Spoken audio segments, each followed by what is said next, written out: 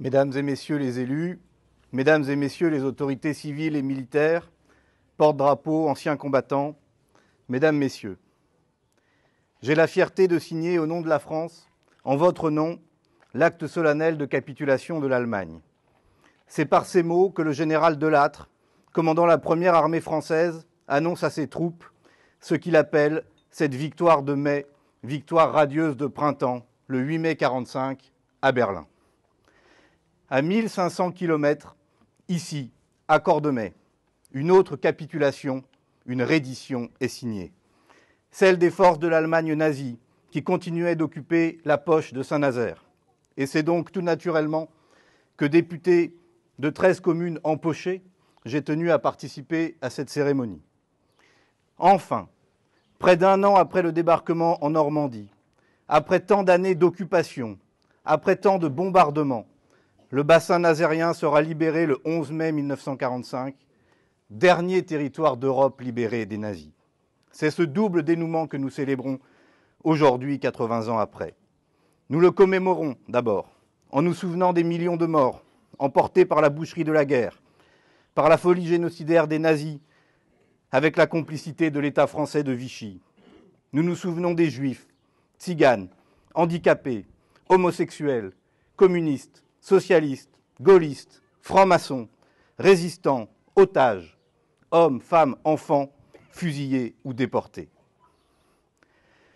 Nous avons en particulier une pensée pour les 134 apprentis tués en pleine jeunesse par le bombardement du 9 novembre 1942 sur les chantiers de Pinhouette à Saint-Nazaire, car nous nous souvenons aussi des civils tués sous les balles et évidemment sous les bombes, même si elles furent celles parfois de ceux qui seront ensuite les libérateurs. Nous honorons leur mémoire comme nous honorons la mémoire de tous ceux tués au combat sur terre, en mer et dans les airs pour notre liberté. Leur sacrifice ne fut pas vain. Mais ce 8 mai n'est pas qu'une commémoration, c'est une célébration, celle de la victoire militaire sur l'Allemagne nazie, bien sûr, des armées alliées anglaises, soviétiques, américaines, de la France libre sous l'autorité du général de Gaulle, de cette armée venue d'Afrique, renforcée de Français libres ou de républicains espagnols en exil, de cette armée des ombres aussi, soldats de l'intérieur, venus des maquis, unifiés sous l'action de Jean Moulin puis du Conseil national de la Résistance. Nous célébrons cette victoire en n'oubliant pas l'élan de la liberté brisé à Sétif et Guelma ce même 8 mai 1945. Nous célébrons cette victoire en clamant clairement plus jamais la guerre, plus jamais de génocide. Nous célébrons la libération. Elle n'est pas qu'une victoire militaire. Elle est aussi une victoire morale, politique, sur l'idéologie nazie.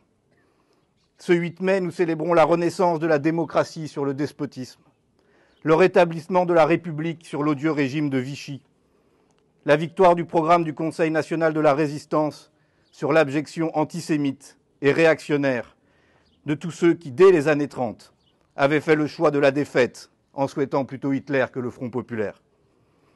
Ces quelques exemples, le suffrage universel étendu aux femmes à la libération, la mise au pas des grandes féodalités économiques et des traîtres à la patrie par les nationalisations, un plan complet de sécurité sociale, notamment pour la retraite des travailleurs, la reconstruction d'une presse libre et indépendante.